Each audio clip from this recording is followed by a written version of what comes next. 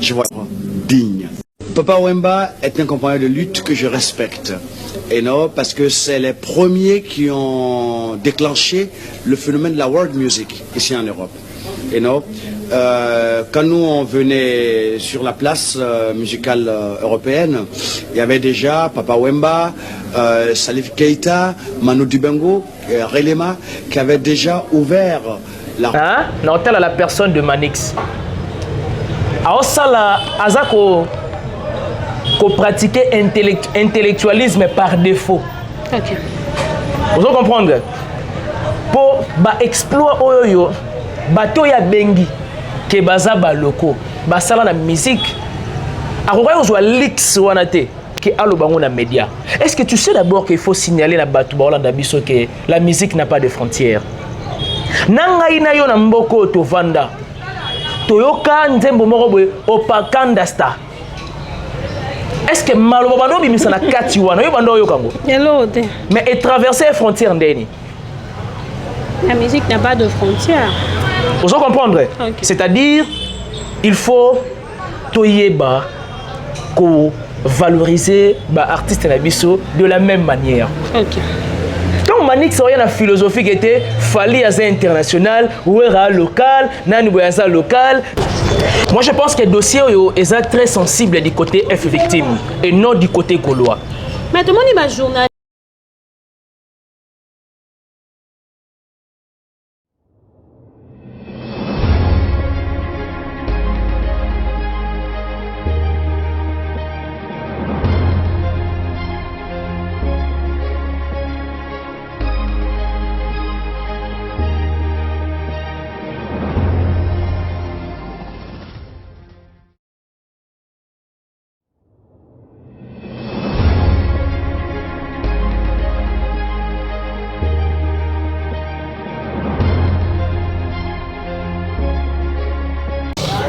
Bonjour à tous nos téléspectateurs et internautes des Télédrones Médias. Je suis Doriana, la fille intelligente. On devra toujours vous informer, c'est notre devoir. Voilà pourquoi tu l'embaraté que sur la Nabino, l'actualité de l'heure, dans l'émission Nabino, analysons ensemble. Et aujourd'hui, tous un confrère, chers confrères, analystes Ben, nous avons quelques actualités où ils ont dit que le cas, tu as la même affaires locaux. À travers cette émission, tout le monde a une position et maniqué par rapport il y a Moko, il y a un journaliste, il y a César comme président, il y a César Christian Bossembe. On va en parler à travers cette émission. Tu reçois le dossier Gauthier Sey. Tu vas analyser ensemble Naben que je dis bonjour et bienvenue. Bonjour Doriana, bonjour à tous les abonnés de cet organe, de cette grande chaîne. Bonjour à l'homme saint, bonjour à Passion les Padres, bonjour à Cédou Triangle. Et puis, bonjour à Hervé Boussitapé, Tolomo 19 cm. Bonjour à Mumberton Sikou, un pauvre qui prend des riches en charge depuis Luxembourg. Bonjour aussi à Simon Mavembo de Suisse-Irlande et à Sonana Pirate. C'était un réel plaisir de partager surtout même plateau Nayo Doriana. Okay. Et donc, je suis là. Un mot à tous nos téléspectateurs avant d'entrer dans le vif de cette émission. Plaisir énorme. Je profite d'ailleurs de l'occasion de vous souhaiter bon début de semaine. Tous à la simplement un esprit positif. Et puis, aimons ce pays de vrai, soutenons nos dirigeants. Merci à tous nos téléspectateurs. Nous va toujours vous informer, c'est notre devoir. Toeto Sololato analyser quelques actualités. Kimino Nangam ou la musique. Okay. D'abord dossier Gauthier Sey, tant que journaliste. Oui. Nous avons analysé en gros, on a fait point de presse au Salamaki, Bandekwa Rajek, c'est-à-dire rassemblement pays à journaliste, opposition à Bango, c'est-à-dire derrière Gauthier Sey, Péba Kotakle, Fali Poupa comme artiste musicien. Coqueur Lobani d'abord, un mot parce que d'ici là déjà, tout le monde a dossier en mardi.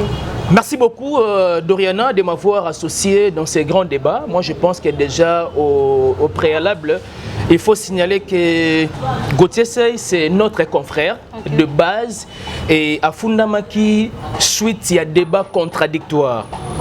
Il est vrai que dans un débat contradictoire, c'est-à-dire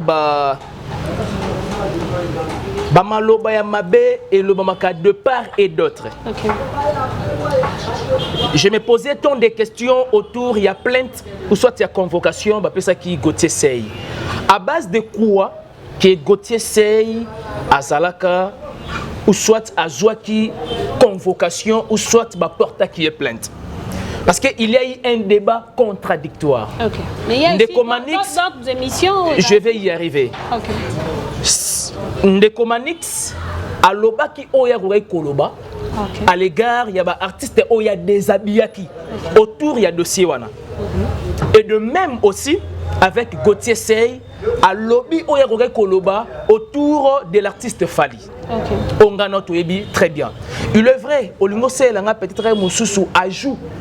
Il y a quelques sorties médiatiques où ils ont confirmé réellement qu'ils ont toujours persévéré sur ce dirait à propos diffamatoires à l'égard de l'artiste Fali. Mais je demanderais simplement surtout que la presse congolaise tous derrière Gauthier Sey. C'est ça le plus important. Et justice est à la partiale. Justice est à la impartiale et non qu'est à la partiale. Okay. Merci beaucoup. Je crois que le message des alliés, le message Eleki, position est à maniquer par rapport à notre. Et puis aujourd'hui, oui. Journaliste, comment on voit ma position. Je ne sais pas pour leur sécurité, pour éviter, pour chercher de l'argent, parce que c'est un métier noble, mais au moins, pour gagner de l'argent, il faut télémarquer quelque part. Mais est-ce que maniquer d'abord du base à journaliste? Ni journaliste, ni chroniqueuse, et puis ni animatrice, ainsi de suite. Bon, Aza youtubeuse. Bon, Aza youtubeuse alors. Aza youtubeuse, bon, je dirais que c'est un peu important mais affaire Christian Bossembe qui aussi journaliste. Oui. On dit que dossier. Il y a au moins qui était parce que c'est notre confrère journaliste. C'est ça. OK. Comment dit position il y a maniqué tellement balaki c'est position il y a maniqué te dit la position il a insulté Christian Bossembe à l'obér au Bimisa. Et puis par après à présenter des excuses. Il y a pardon on aucun commentaire sur ça. Par rapport il y a pardon, il est vrai que peut-être même sous sa santé qui a blessé qui la personne de Christian Bossembe. Et Aïbek soit maniqué, Aza ni chroniqueuse, ni journaliste, ni animatrice, Aza youtubeuse. Comprendre? Il est vrai à ça les sorties médiatiques pour attaquer Christian Bossembe. A un rôle moko dans les médias. Maniqué. Rien que d'insulter. Et le même maniqué wana. Soit la même maniquée. À l'équipe où nous a présenté des excuses à la personne de Christian Bossembe. Ah, qu'on méritait, fait pardon quand même. Qu'on méritait net nini. Rôle moko au manique de John à Salara. Pour te bien est-ce bien manique de John. Rôle moko à Salara dans les médias, rien que des insultes. Et la même personne a zone soit présenter des excuses. Maintenant, à quoi bon d'insulter avant et après de présenter tes excuses?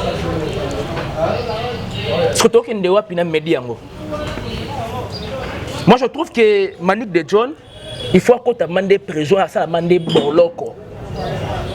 Attends, il y a 2 ans, et 3 ans, et ça a un centre de rééducation.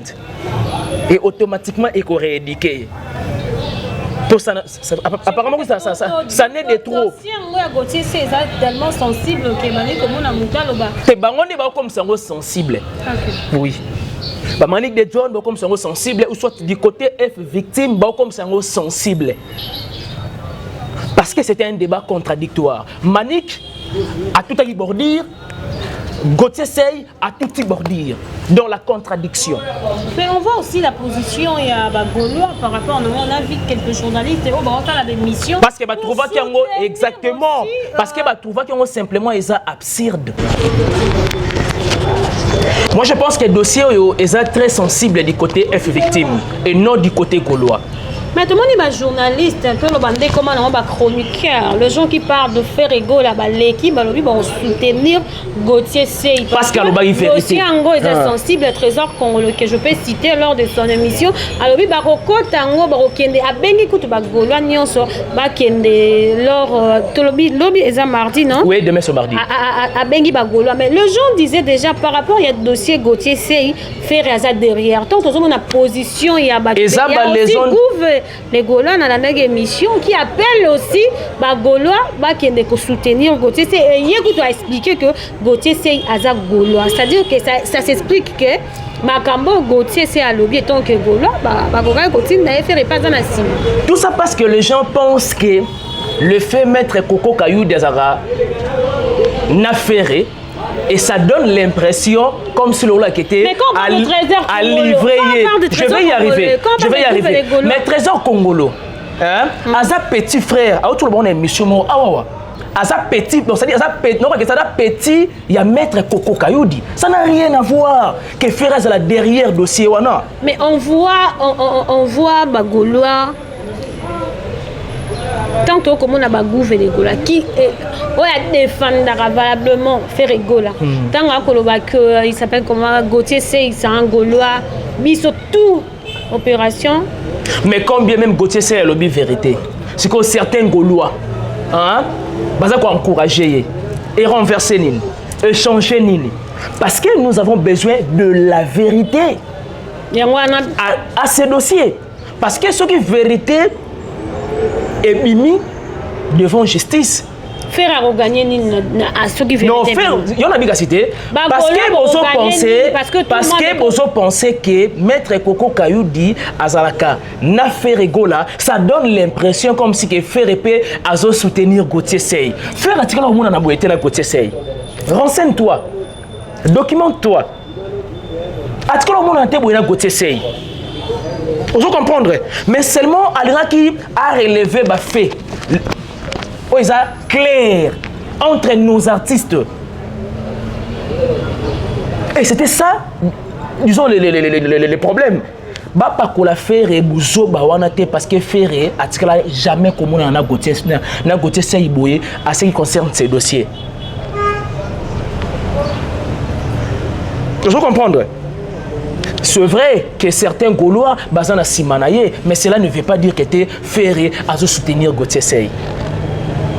Gaulo égale faire Egola, ce sont des fanatiques. Est-ce que aucun qui fait ça les vidéos m'appelle si mot d'ordre qui était pour soutenir Gauthier Sey?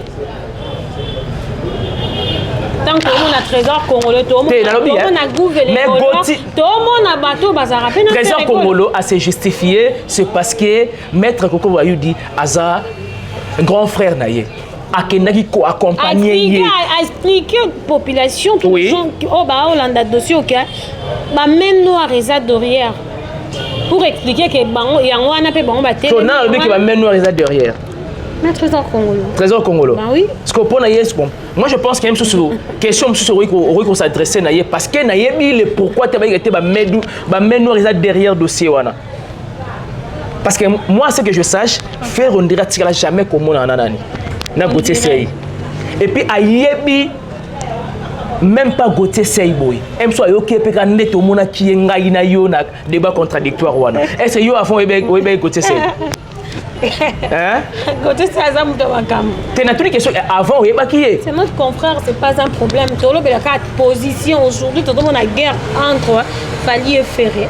Et tout le monde a un dossier oyo, ils ont un débat contradictoire, tout le monde Mani, tout le monde Gauthier Sey, et tout le monde a dossier on doit qui n'est tout le monde a une position à Gaulois qui a confirmé que quand mais est-ce que à vrai dire Nathan réel peut faire quoi peut reporter même à disons Manix on a dit à reporter plainte. OK. Nathan réel. Mais ça dans un débat contradictoire. Oh hier à Koukou Loba ou Loba. Oh on a peut également Loba ou Loba. Fallait avoir un choc. Fallait avoir un choc. Et surtout que si on le Rwanda en français et posera problème ma casse pas naïe. Pour appeler ça impression Libanda c'est comme si le roi était le meilleur artiste congolais de tous les temps. Okay. C'est comme si le roi qui na Congo tous les artistes tout ça a fallu. OK. Surtout pas le en français et puis il y a une grande chaîne de télévision et c'est là où est choqué Fali. Voilà pourquoi on est sur A. Faire aussi de son côté, à reporter Manix. Avant tout clore dossier, dossier à Baloko, on a vu Maître Chouramboma s'explique par rapport il y a dossier, il a fallu pour Maître Chouramboma, le gouvernement ils a derrière, ils a problème, il y a Gauthier ça été parce que Fali position naïe à Yembela Félix, le président Félix T par rapport il y a Makambo il y a un gouverneur, on a vu Ferrego à Yembeli, Maman Denise, pour, il s'appelle comment, mettre, c'est un dossier politique. Il y a un dossier qui est assez déplacé. Mais si c'est un dossier politique, moi je pense que sous les cas où Kaza derrière le dossier, on a. OK. Et celui qui a travaillé à la primature. Ah ouais. Ce qu'ils ont politisé. C'est-à-dire, moi je pense que. Politisé. Moi je pense que. Hier, Aza parmi bateau, motivant qu'il fallait qu'il apporte Gauthier cette plainte. C'est parce qu'il se croit que Nazan la primature, on a commis au sommet. On peut faire du n'importe qui, du n'importe quoi. Na mutu songolo soit impakala parce que ngai na yo toye basusu valeur il y a domaine to salarate. Donc c'est que batuya F victime ba politiser ce qu'on est dossier oyo. Babi fera yembela rafati fallait à salangote. Donc faire peut préparer que bat bayi pété faire yembela mais à dédicacande. OK. Faire yembela fatite à dédicacande nani fati. Et de même aussi avec Maman Denise à dédicacande mais à yembela bangote. C'est-à-dire que tu as confusion, Babosani qui était F victime n'aime te politiser dossier et Mambo Etali Gauthier Sey. Et puis c'est une distraction pire. Je vous dis. OK. Nangam bonen. Faire rigoler fali pour. Azolinga troublé. Nangam F victime bon nga ba troubler actualité. OK. Donc pourquoi tu as confusion dans actualité? L'actualité de qui de faire rigoler? Mais bien sûr. OK. Et je dis que nanga inayo, c'est la dynastie. OK. L'artiste qui s'est basé na base dans la musique, on lieu et place que Batman a la focus sur la musique. Musique à Mboka Nabiso, ils ont vraiment lu sur une valeur comme avant parce que depuis l'avènement internet, to côté na base ba distraction ya fali. Que ngande na ni ngande na boy. Et par après, tu commences à conserver au Koembate, yom tout ça boy. Maintenant, où allons-nous? Où allons-nous dans la musique? Moi, je pense que ça distraction pire, c'est-à-dire que Gaulois conscient, va éviter le dossier, va tel amour dans mon sika. Et intelligence, d'abord, ils allaient focaliser sur Dynastie deuxième volume. Dans le concert, il y a les 30, dans showbase, pour la compassion, il y a des gens qui sont à l'Est. C'est ça le plus important. Merci beaucoup. Notre numéro c'est 089 30 19. Appelez, beau commenter. L'émission Nabino Yango, sur l'actualité de l'heure, Tozana Ben. Sur la quelques actualités. Tozo qui n'a biso vraiment malembe na suka émission na biso. Cette question est qui posée Virginie Manganga Tuna qui en opé le roi de la forêt affaires locaux. Tomoni Manix allons là fali pour pas le reste ba locaux. Votre point de vue par rapport na yo vanda na yo réaliser que à vrai dire hôtel à Manix boy. Hein? Hôtel à la personne de Manix. A osala azako qu'on pratiquer intellectualisme par défaut. OK. Vous comprenez? Pour exploit oyo bato ya bengi ke baza ba loko ba sala na musique akoka yo lix wana te ke alo bango na média. Est-ce que tu sais d'abord qu'il faut signaler na bato ba Hollande biso que la musique n'a pas de frontières? Nanga ina yo na mboko to vanda toyoka nzembo moko boye opakanda star. Est-ce que malobano bimisa na kati wana yo bando yo kango? Mais et traverser les frontières ndeni. La musique n'a pas de frontières. Vous comprenez? Okay. C'est-à-dire il faut toyeba ko valoriser ba artiste na biso de la même manière. OK. Donc Manix rien la philosophie qui était fali à international ou era local, nani boyaza local, Kofi Olomide, comme il tient pour bien Kofi Olomide à local. C'est qu'au tel niveau. Le même Fali, à l'oba yango na ba etando ikie, que y est à mon grand prêtre Michael Jackson grâce à Kofi Olomide. Et le même Fali qui a changé de discours. Sauf qu'au moins un jour, les Kalissus n'a pas etando ikie, atali sabiso lisusu mamambo ya lobakala. Il s'est fait connaître rien que dans le quartier la et puis à l'époque, on avait un quartier la international. On a fallu aller jusqu'à enfiler pour la carte à caleçon.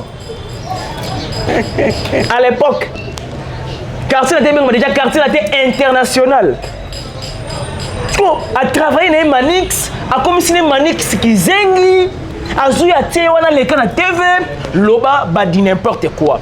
Moi je pense bien que Manix avait totalement tapé à côté, n'a pas dire naïe, parce que la musique à Congo, nous tenons la ouïra jamais à cause à la locale, JBM n'a jamais à cause à la locale, Kofi Olomide jamais à cause à la locale, et pour ne citer que ces artistes-là. Okay. C'est-à-dire, il doit nécessairement à Zonga, pour Aluka à présenter ma esquisse. Parce que Atapaki totalement à côté. Pour un sentiment, il y a artistes Songo sont un pakala à la qui est le Komoroboy. Pour le système à déjà, nous sommes arrivés à la fin de cette émission, mais au moins, Toyoka Alpha Blondie, Mayo Aloba qui pour un papa Wemba à l'époque, hein. Tant que tu as Zahir, Toyokango, on peut s'appeler point de vue pour te combinaison. Je voyais digne.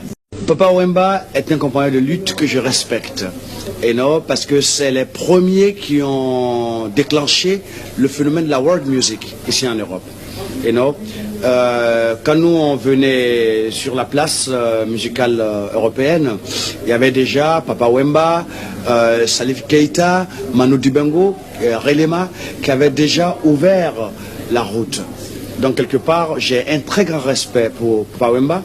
Et à chaque fois vraiment que je le vois, c'est comme si vraiment je voyais un doyen. Donc, je tiens à dire à mes frères du Zaïre, en Papa Wemba, vous avez un ambassadeur digne. Papa Wemba est un compagnon de lutte que je respecte. Merci beaucoup. Alpha Blondie. Est-ce que Moutoura Manix reçoit l'X? Réfléchissons un moment. Ok. Est-ce que Moutoura Manix reçoit l'X? Papa Wemba wana. Kofi Olomide, JBM Piana, ce sont des locaux. Et puis, le mal encore que, alors ça, le débat, il y a culture musicale, et à un moment donné, il y a se contredire. Vous comprenez? Moi, je pense bien qu'il faut l'occasion de Tandoïki à présenter l'esquisse et puis à bander la monde des sociétés. C'est un péché de sa part. La culture en boka la biso. Et ça moi péché moroboy de sa part. La culture en boka. Merci beaucoup. Nous sommes arrivés à la fin de cette émission. Un mot. Merci beaucoup à toi. Dédicace si possible. Merci à toi d'avoir pensé à moi pour toi associer à un débat. Merci beaucoup. Surtout de m'abonner à Organe Nabiso. Okay. Télédrone Média. Télédrone Média. En tout cas, on a tombé dans l'émission pour une première, à s'abonner et puis à tirer commentaires. Vous apagater, vous s'abonner encore massivement. Merci surtout à l'assistance Banderonanga Bazawa, Hervé Bostapin, L'Homme Saint, Patient les Padres et puis à Cédou Triangle. Merci à cet espace Lipanda au Chocouloir et puis merci beaucoup Nayo parce que on a associé quand même dans débat. Merci beaucoup Aben, je crois que vous avez soukate. On est là. On là toujours. Maïma Talib actualité de Vakina Ben, Tosoli Maïma Koleka. Comme on dit les actualités de l'heure. Merci à vous, restez branchés na Télédrone Média. Quant à moi, je vous dis au revoir et à la prochaine. Bye.